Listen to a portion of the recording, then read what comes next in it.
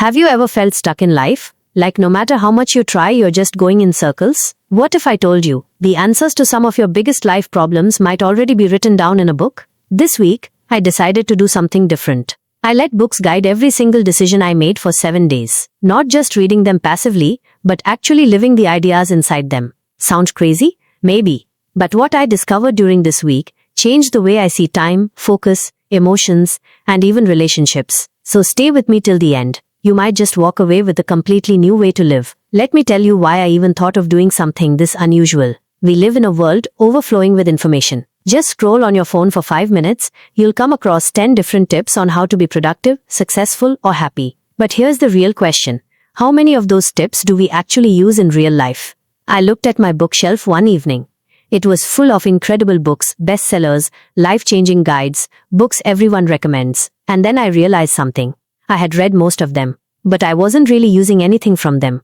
I was reading for motivation, not for transformation. That's when the idea hit me. What if I stopped just reading books and actually lived by them? What if, for one full week, I made every major decision based on the wisdom from these books? How would my life change if I let people like James Clear, Robin Sharma, David Goggins, Eckhart Tolle, and others guide the way I wake up, how I work, how I rest, eat, and even how I think? So I set a simple rule for myself.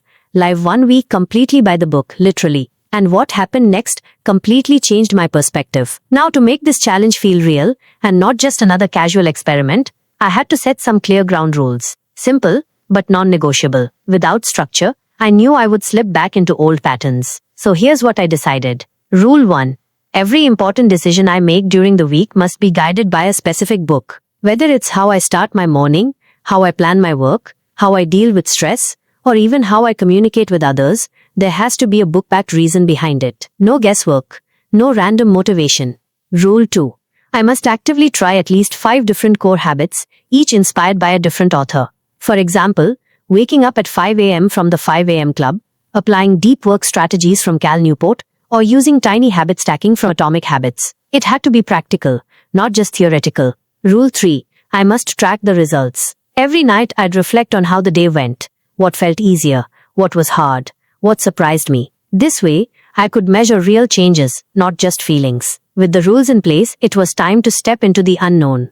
Let the book-guided week begin. Day 1. The 5 a.m. Club Rule. Book. The 5 a.m. Club, by Robin Sharma. Waking up at 5 a.m. sounds inspiring when you read it in a book. But when that alarm went off on day 1, it felt like a personal attack. My bed felt warmer than ever, and my mind kept whispering, just 10 more minutes. But I had made a commitment, so I pushed myself out of bed. No phone, no checking Instagram, no replying to messages, just silence. I followed the 20-20-20 formula from the 5 a.m. Club. 20 minutes of movement, 20 minutes of reflection, and 20 minutes of learning. I did light stretching, then sat down to journal, and finally read a few pages of a book. By 7 a.m., I had already done more for my body and mind than I normally do by lunchtime. I felt fresh, clear-headed, and surprisingly calm. That feeling of being ahead of the world, it's real. Have you ever had a day where everything just flowed effortlessly because you started strong? That's what this morning felt like. Here's the takeaway. The way you begin your day shapes how you live your day. Start strong, and the rest will follow. Day 2. Deep Work Rule. Book. Deep Work by Cal Newport. Today's focus was focus. Inspired by deep work, I challenged myself to remove all distractions and give one task my full attention for 90 minutes. No phone. No background music, no quick email checks. Just me, a timer, and one important task. The first 15 minutes were rough. My mind kept wandering.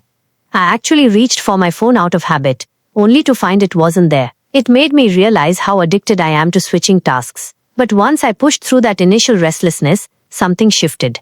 I got into what Cal Newport calls the flow state. Time moved faster. My thoughts were sharper. I stopped second-guessing every little thing. And the result? I finished a task that usually takes me almost 3 hours, in half the time. Let me ask you this. When was the last time you gave one task your full attention, without notifications, without switching tabs, without multitasking? Here's the takeaway. In a noisy, distracted world, focus has become a rare skill. But if you can master it, it becomes your superpower. And today reminded me, I still have that power. I just need to use it more. Day 3. Atomic Habits in Action. Book. Atomic Habits by James Clear. Today was all about small steps that lead to big results. We often think we need massive motivation or huge goals to change our lives. But Atomic Habits flips that idea. It says real change happens by making tiny improvements every day. So I put that into action. I didn't try to overhaul my entire routine. Instead, I stacked small habits into my day. Right after waking up, I drank a glass of water. Simple, but energizing. Then I wrote just 2 sentences in my journal. Nothing deep, just a quick reflection. Before starting work, I took 10 deep breaths to clear my head. That's it. Tiny, almost effortless actions. But here's what happened. Those tiny habits created momentum. Because I started my day making positive choices, I kept making more. I ate better, stayed focused, and even went to bed on time. By the end of the day, I had made 10 or more good decisions, without pushing or forcing anything. Here's the takeaway. You don't rise to the level of your goals, you fall to the level of your systems. And good systems are built from small, consistent habits. Start small, stay steady, and the results will follow. Day 4 Can't Hurt Me Mindset. Book. Can't Hurt Me by David Goggins. Today wasn't about feeling good. It was about getting uncomfortable. On purpose. Inspired by David Goggins and his no excuses mindset, I decided to challenge myself in ways I usually avoid. First, I took a cold shower, not lukewarm, ice cold. Then I went for a long run, farther than I've ever done on a weekday. No music, no complaining, just me, my thoughts, and the pavement. Was it painful? Absolutely. Every part of me wanted to stop. My legs were sore, my mind was screaming, and that warm bed from this morning felt like heaven calling me back. But here's what surprised me. I kept going. I realized something powerful. Our limits aren't physical, they're mental. The moment we feel discomfort, our brain tells us to stop. But the truth, we can push much farther than we think. So let me ask you, when was the last time you did something just because it was hard?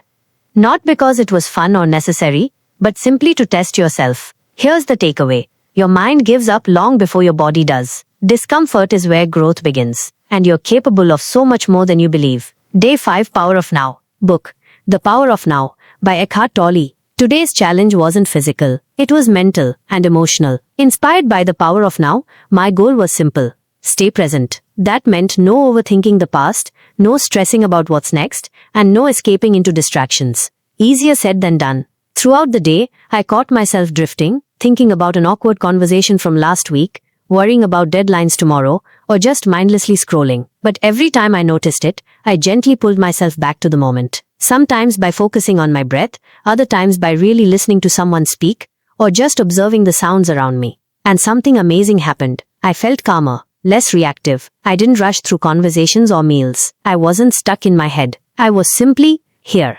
The more present I became, the more I realized how much energy I waste living in my mind instead of the moment. And I noticed people responded to me differently too. I was more grounded, more patient, more real. Here's the takeaway. Peace isn't out there somewhere in the future. It's already here. It's not something you chase. It's something you return to when you return to now. Day 6. The Psychology of Money. Book. The Psychology of Money by Morgan Housel.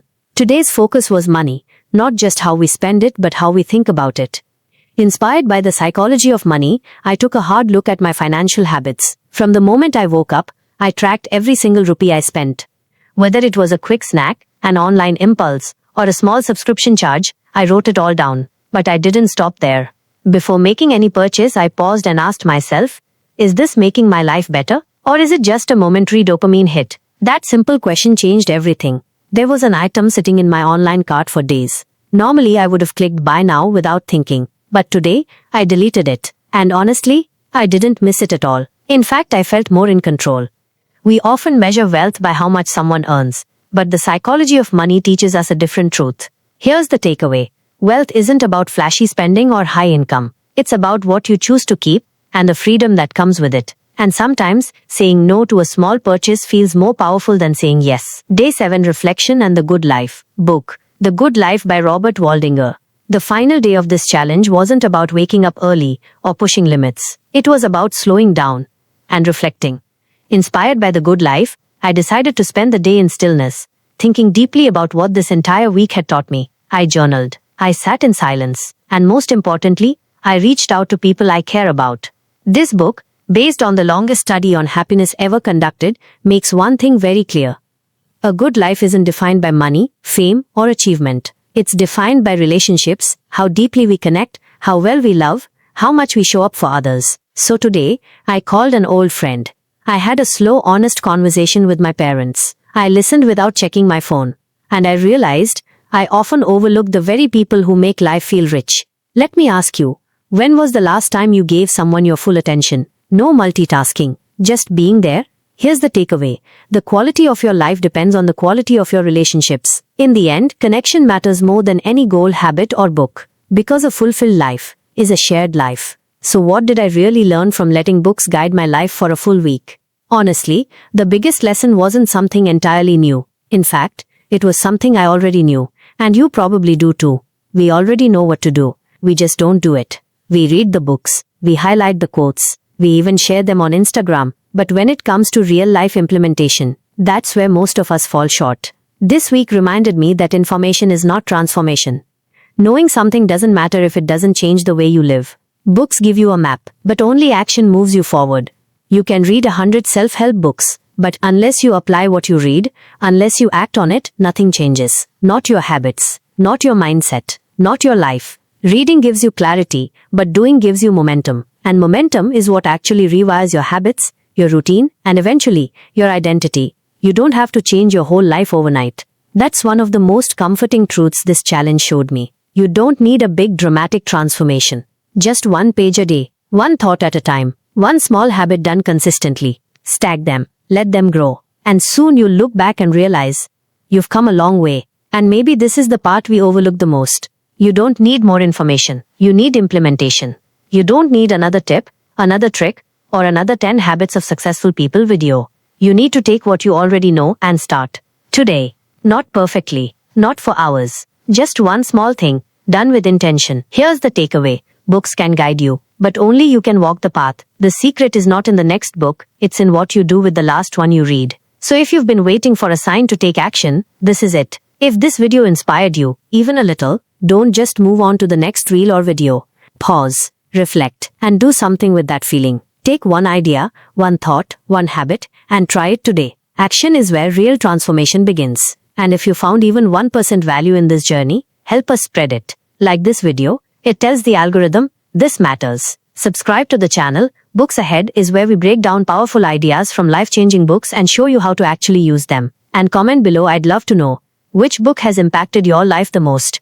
Your recommendation might help someone else find their next life-changing read. The truth is, books are more than just pages and words. They're mentors, mirrors, and maps. They remind us who we are and who we could be, but only if we apply what's inside them. So whether it's waking up early, building better habits, learning to focus, or reconnecting with people who matter, don't wait for motivation. Start small. Start now.